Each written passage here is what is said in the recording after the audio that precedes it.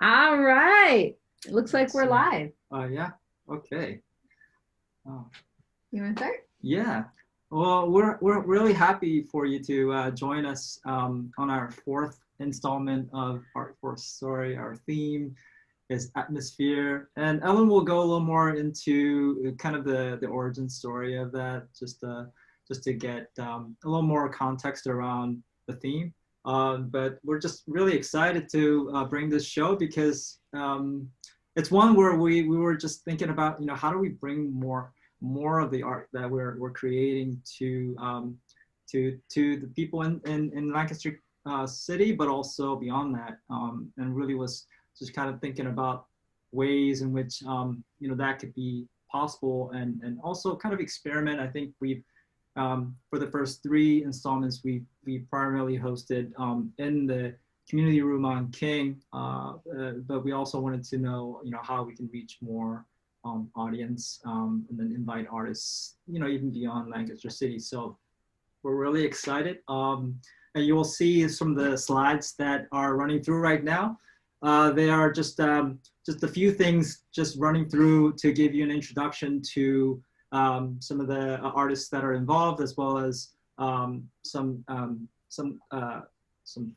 slides that kind of call attention to here it is, Community Room on King.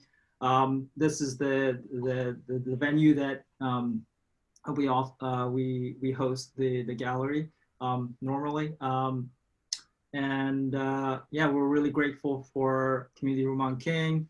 Ryan, who's on this call. Ryan, we really thank you for just providing this opportunity to host the show, as well as just your help throughout the process. Yeah, so with that, yeah, I'm gonna hand it over to Ellen. All right. So our first story, we're a creative congregation of Veritas and Friends, and our purpose is to worship in truth, responding from a place of love to amplify culture care. So Dave was saying that we do this by calling artists to work on a theme. And we also, in that process, we gather together and we dialogue and we critique each other's work to develop our crafts in a safe environment. And a little bit more about our theme this time, which is called Atmosphere.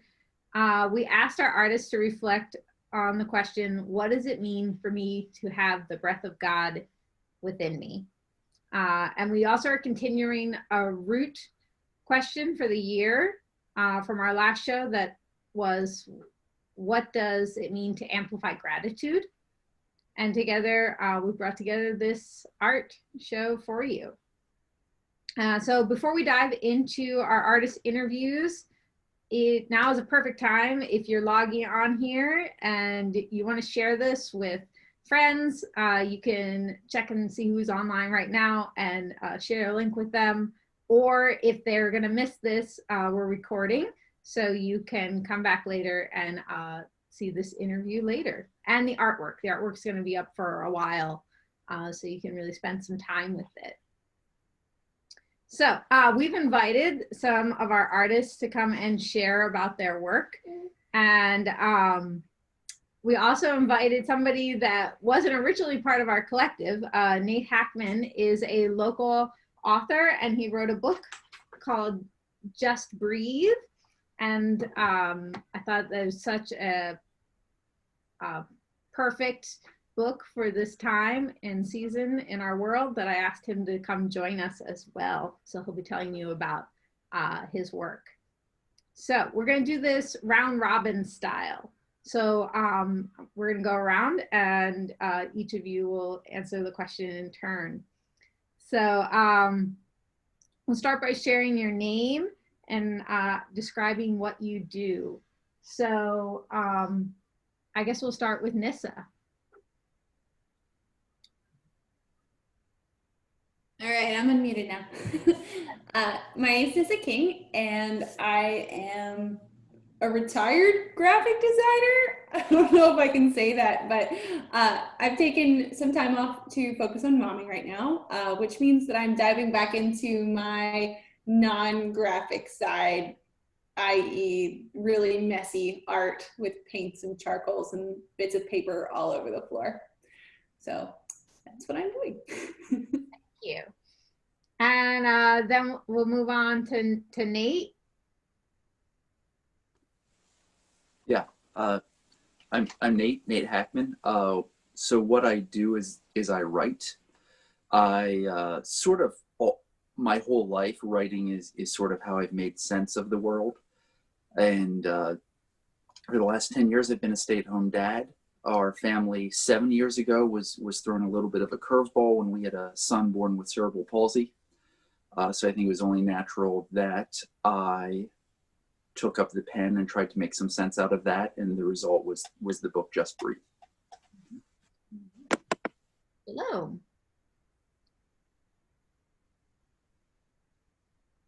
I'm Shalom, now Shalom Dormeus.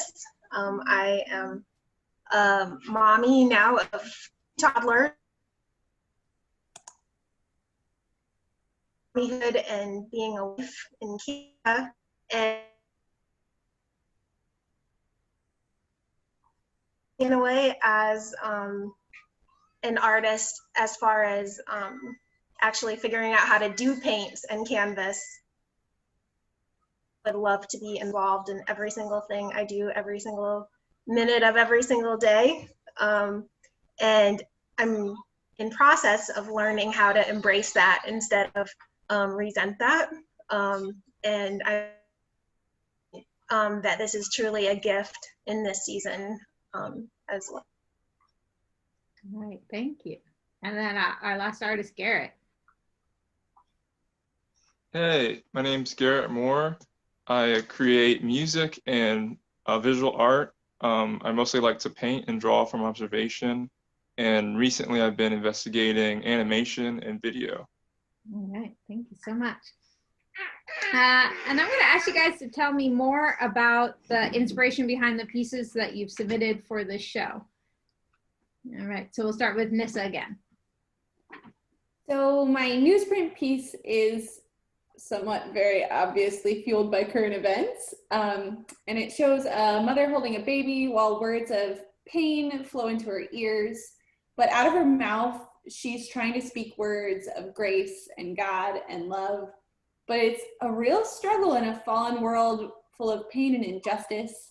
And this piece came about when I woke up one morning and there were 6 months of LNP newspapers on my front porch because I collect and haul the recycling for the neighborhood to the recycle center. And I was like, I haven't even looked at the newspaper. So I went through and it was kind of a rough and painful piece to put together as I read all of these horrific headlines. So that's why I made my second piece, which is a much more whimsical take on A Breath of God. It's a stop motion using only found objects or things that I already had because I, one, quarantining, and two, didn't want to buy anything, make more waste. So I just repurposed stuff and then added some poorly recorded ukulele soundtrack music to the back. So that's it. This is the first piece that he's showing now. I think I titled it Embraced Breath. I really like this piece, and it made me think of something that Day did for me once, which was to get a dime so that I could go to a library and do a microfiche lookup of the year I was born. Oh.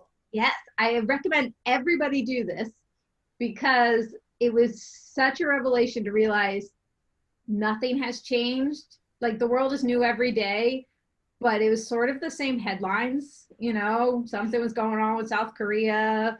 You know, there's something in the Middle East. You know, people were worried about their kids. Rainbow Bright was for sale. And I think you can still get her somewhere. All right. And now we'll move on to Nate. Sure. So as I said, primary occupation, stay-at-home dad. I have 4 sons. And we had, like I said, 7 years ago, my third son was born with a disability. And so really what I wrote. I had an opportunity, began in maybe 2017, 2018, to start writing for a local parenting magazine about the journey of parenting a child with special needs, and also just parenting in general. And really what I was trying to do was attempt to make sense of how do you tackle life when something comes into your life that changes everything. Mm-hmm. And part of that means that things have died. There are things in your life that will no longer happen.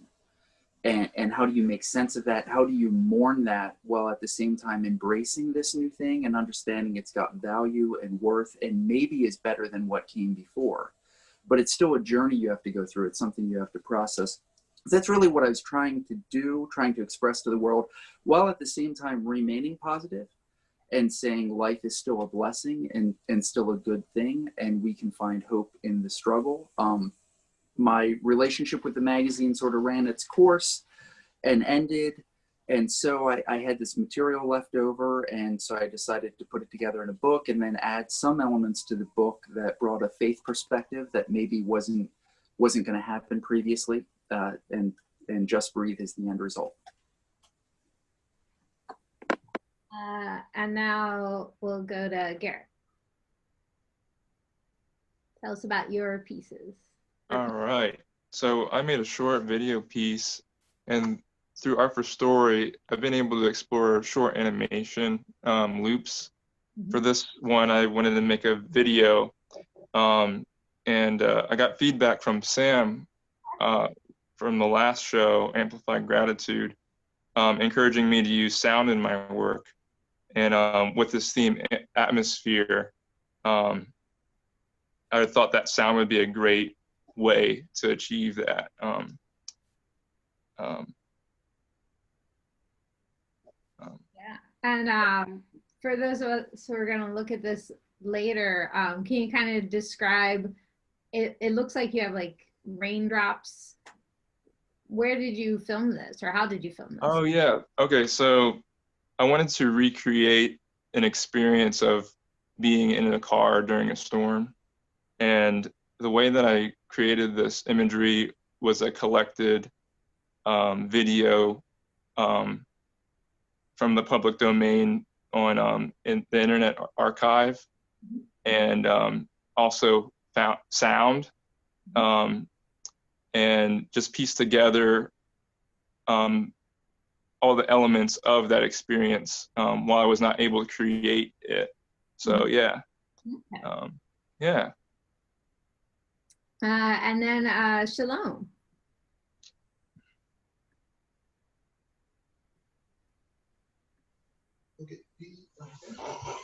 So my painting,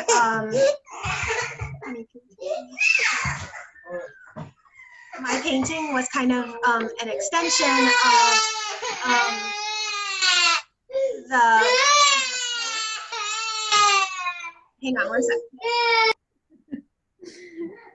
second. For those of you who don't know, Shalom's all the way up in Canada, and she's raising her kids up there, pretty far away from everybody, but we sure miss her down here, and are really glad that she was able to submit some art here.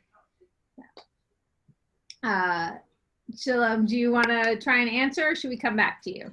All right, I think it's under control.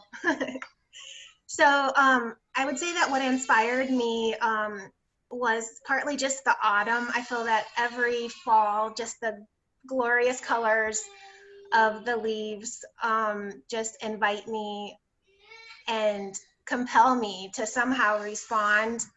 And with the theme of atmosphere, one morning I was just looking out our window and out across our neighborhood, and first of all I saw how dark and cloudy and yucky it was outside, and it just felt, symbolic of so many things in our world right now. But then as I looked closer, I saw just the incredible beauty of the sky, and then as I was attentive, I finally also noticed far across behind our our neighborhood, the incredible beauty of these tiny leaves dangling in the wind. And as I reflected on that wind and that breath of God, that something is shaking those leaves. And I've always loved the words of Jesus from John 3 about the spirit not being able to be seen, but we can see what the response of the leaves are from the trees. So that was part of that process for me. Yeah, we were just listening to that on Audio Bible, so it's cool that that we were thinking of that in the same time frame. I know for myself, I didn't know like what aspect of atmosphere to pick up on, whether like, so you picked up on like air and moving the leaves, and for my work, I chose like celestial, like way out in space, for atmosphere. Although I guess there's no atmosphere in space, but I guess looking beyond is the direction I took that, and yeah. So we'll move on here. What technical or creative hurdles did you face while creating? And we'll start with Nissa again. So I don't know if this counts, but I just made a horrific mess with both of my pieces, all over my floor with tiny little bits of paper, and then a zillion sesame seeds all over the basement. So yeah, that was a mess. But I also I ran out of glue when I was working on the newspaper print, and I went to the 99-cent store, which I had not explored, over on King Street. And they were, I don't know, it was extremely nice, and I got more glue, and it was the only thing I had to buy for the project. But it felt nice being able to just walk to what I needed. So that was the only hurdle, I guess, was needed to get more glue. Nate, how about for you? So, I mean, I think any author is going to struggle with the problem of finding the right words and not using too many words. So that's always an issue. I really, in this book specifically, so there was a technical sort of struggle, and then I also had an ethical struggle at the same time. So technically, if you read the book, it's not chronological. It's nonlinear. It's a series of thoughts and feelings laid out, not based necessarily on what's happening, but how I felt or how I was responding at a given period of time. And as I tried to take those and bring them together in a whole, there was a temptation to sort of weave it, into a story from beginning to end. And the more I reflected on that, the more I came to think that I didn't want to do that. And I thought that taking these snapshots of time and trying to craft them into something bigger would sort of kill the authenticity of them. And also too, like, the more I reflect on it, the more I think, yeah, we live in time, absolutely.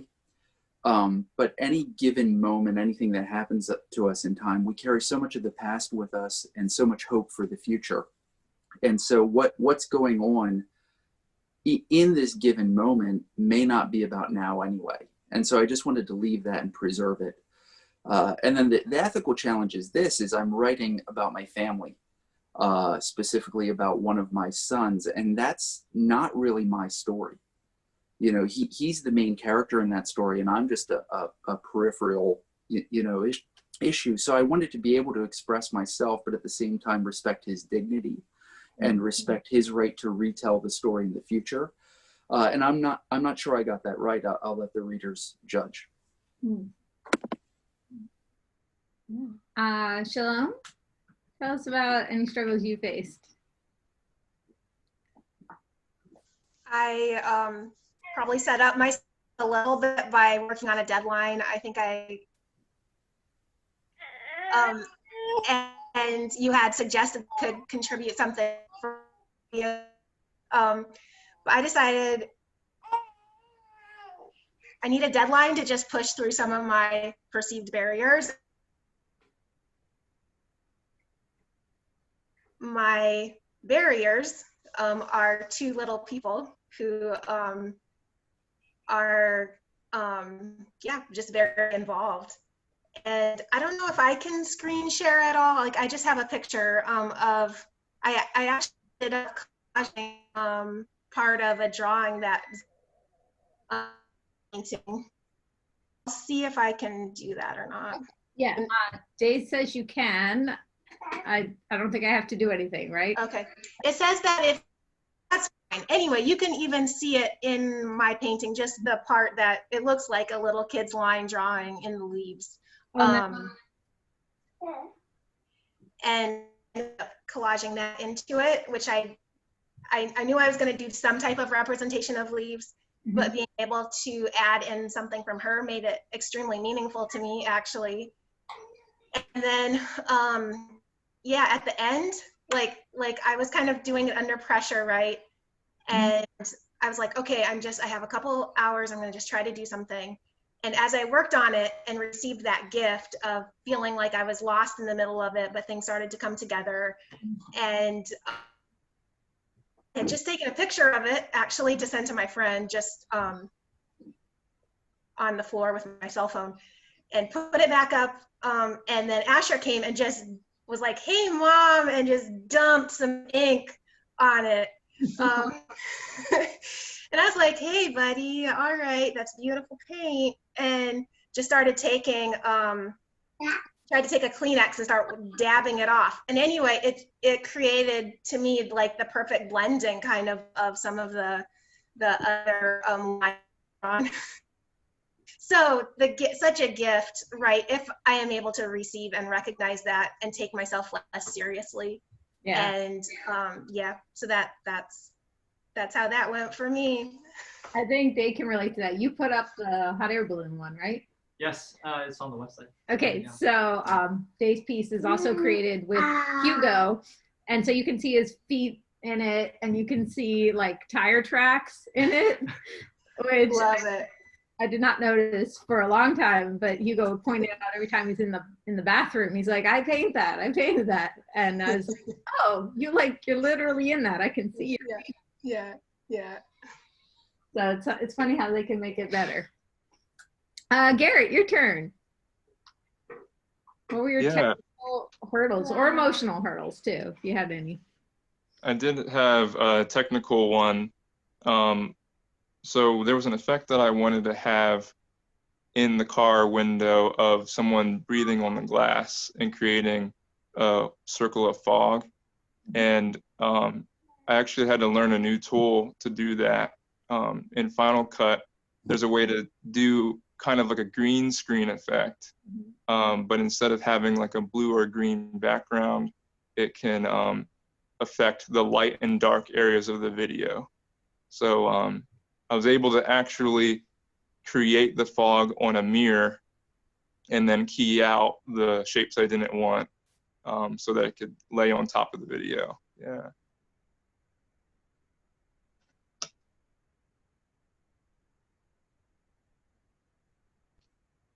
Okay, here you go. Okay, you just take him out.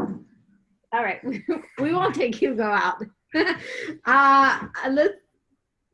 So I wanted to give you guys a little bit of a backstory as to how we picked our theme, atmosphere, and some of our artists might not even know this. It came out of a conversation I was having with Day. We were discussing current events in the car, and we were reflecting on how everywhere you looked, people were just struggling to breathe, whether it was Black Lives Matter chants saying, "I can't breathe," or people struggling to breathe through their masks, or a shortage of ventilators in hospitals. And it was clear to us that the culture at large just really needed a breath of God, and such a basic need for everybody. And our hope is that the art that we pulled together can catch some of that fresh air.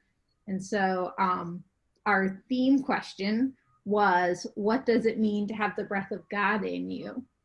And so I wanted to ask our artists and authors if they would reflect on that. So Nissa, can you start? Sure. To me, having the breath of God in me means striving to live as we were intended in God's vision, speaking words of love, showing humility, serving others instead of ourselves. And those are God-breathed motives that are completely counter to our innate, raw, human breathed impulses. So it's that like struggle against the inner human to find God's breath in our lungs and to breathe out and do and be what God wanted us to be. Nate. So my book's literally titled Just Breathe, which, you know, on the surface level is just a shout out to Pearl Jam. But to go a little deeper, the chapter, the portion I shared for this show is a section called Just Breathe about my son going into the hospital for surgery and just the rhythms of breath you want a child to have. And literally sometimes you're praying, you know, please just breathe. And then taking that on to the level of parenting, which I think we've seen represented tonight, is you literally just want moments where you can be still and breathe. So that's a big part of my life. And to say, what does it mean to have that breath of God inside of me as an author, as a writer, and just understanding, you know, at the beginning that God breathes life into us. But the first thing God does in creation is he speaks. And so part of having God's breath in me is this gift of language and this gift of communication and understanding God incarnates himself into history. And I have this gift. Every one of us have this blessing to take a little bit of ourselves and to put it on canvas for some of you, to put it into print, and then to leave it as an offering for others, and to understand how powerful that ability is. And we've seen it in our culture. It's not always a blessing, it's a power. So then to say, I have this power, but I also have the Spirit of God living in me, and understanding that calls me to put forth things, you know, to live in gentleness and kindness and respect, and with my power to use it as a blessing to leave space for others to breathe as well. Shalom. Yes. I think so often when I think of the breath of God, you know, being breathed into Adam or into me, you know, I think that it's, you know, something active. You know, I receive breath and I need to do something. And in many ways, yes, that's true. We do have this, and we have things to do and things to be. So many things we long to do to be the hands and feet of Jesus. But with the reflection I was doing, just watching those leaves dangling right by a thread, just probably within days of falling to the ground, you know, they were just there and they were beautiful. And they were just moved by that spirit or by that breath, right? And so right now, especially as, you know, a stay-at-home mom with what feels like endless responsibilities and taking care of a family, it is comforting to me to also realize that experiencing God's breath is also inviting me to a place of resting and respond his goodness, his care and his glory in my life. Garrett? Yeah, Garrett, tell us what it means to have the breath of God in you. Yeah, so when I hear this question, I think about Psalm 150, let everything that has breath praise the Lord, praise the Lord. And I think about to have the breath of God in me is to be alive. And it's because of God who is alive. Jesus says he is the way, the truth, and the life. So this just fills me with wonder and thankfulness that I want to express. Thank you so much. Our next question, we have a theme for the year. It keeps coming up, and it's, what does it mean to amplify gratitude? The last time we did our art show was in March. It was before the lockdown. It was a really long time ago. It might have been November. But our theme back then was gratitude. And so we want to revisit that theme several months later. So Nissa, what does it mean to amplify gratitude?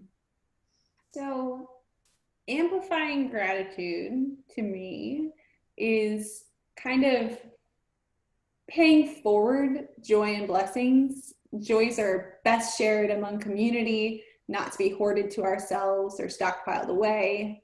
And joy and gratitude grow the more it's given. So it's not a finite resource and we need to hoard it to ourselves, but it grows. It's like bread and fish. The more we pass it around, the more we have. So that's amplifying gratitude. And as I was working on these projects, I kept coming back to Psalm 82:3. Defend the weak and the fatherless, uphold the cause of the poor and the oppressed.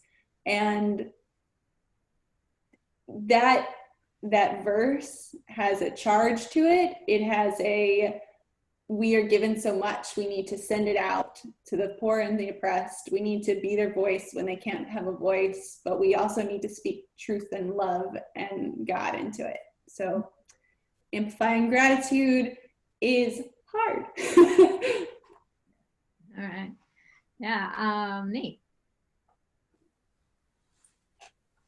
So I think what I've learned is that whatever happens to you in life, you can make a choice whether to respond to that in anger and bitterness, or whether you can also choose to see the good that's occurring and the blessing. And I think of the story of the nation of Israel in scripture and how they had this tradition of retelling God's blessings and God's good deeds done for them from one generation to the next. So for me, it's really meant looking back through my life and saying, are there things that have been hard? Yes. But in those things, there has been goodness and there has been blessing. And I'm going to repeat that to others and share it and share the message that God is good and life is good. Nate knows my mom, and she recently went through chemo treatment for breast cancer, and did the whole thing. And just what I'm struck by her is that, you know, she exemplifies this gratitude, like just being able to have an amazing attitude. And so, you know, that's what I was kind of like reflecting on, is she gave me this book, and yeah, what does that mean for me, is to amplify gratitude in that same way. So, we are up to Shalom, right? Yes. Yes, when I think about amplifying anything, I'm at the stage with my two kids who are almost 3 and almost 4, and they are, for better or worse, pretty much parroting every single thing I say. So I am realizing that when I am not amplifying gratitude, it comes back to me very clearly. And so obviously the mandate for me right now is, as a mother, choosing joy and realizing is one of the greatest lessons that I can hope to be offering my children right now. And when I think of amplifying, I think of that little this little person with this big huge bullhorn or whatever, and that's so not me, but my children are all about bullhorns right now. And yeah, even when we're, at the grocery store, the things that I wouldn't say in the grocery store, they will say it loud and clear, or sing it loud and clear. And so, yeah, that's my challenge, and my, just what I'm experiencing right now in a call to live a life of joy in front of my children, and beyond my home, as that will happen. Mm-hmm. Yeah, Garrett.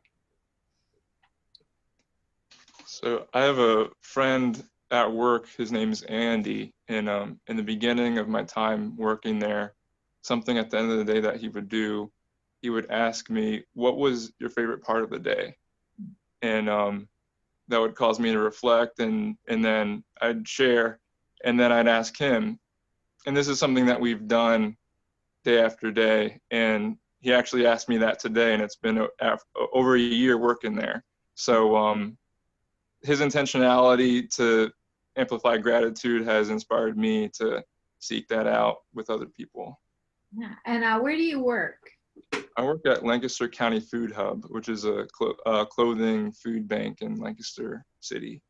Yeah, so I am extra impressed by that, because I've worked at a clothing donation place before, and I would get just like so sick of it, and I don't know if I could come home from work every day and be like grateful for that experience. So I'm really impressed by that.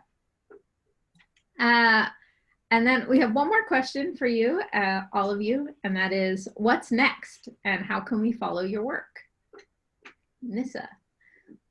How can you follow me? You can't. Well, so I am really slowly plugging away at illustrating a children's book. And that's a very slow process for me because I have to carve away the time after Jameson goes to bed to just, yeah. Anyway, you're all, yeah. You've been there. Time is a finite resource. But that's what I'm working on now. And I'm not a big social media person, especially with my artwork. So maybe more on that later, maybe. Yeah. Fair enough. Nate. So I recently went back to school, so writing has slowed down. I'm working on 2 projects. One, if things go well, maybe by the end of 2021. It's called Perplexing Proverbs. I love the book of Proverbs in the Bible, these short wisdom-packed punchy sayings, but some of them don't make any sense. And so I just attempted to sort through some of them and make sense out of them, so that maybe the end of 2021. And then every year we do memory verses with my kids, and a year ago we did wisdom is supreme, therefore get wisdom, though it costs you all you have, get understanding. And I caught my son Caleb, my second son, teaching his little brothers to say cheeseburgers are supreme, therefore get cheeseburgers, though it costs you. So the other project I'm working on is called Get Cheeseburgers, and it's similar to Just Breathe, but it's more of a reflection on the greater parenting challenge and how as parents we can have great influence on our children's lives, and then they can take it in whatever direction they want.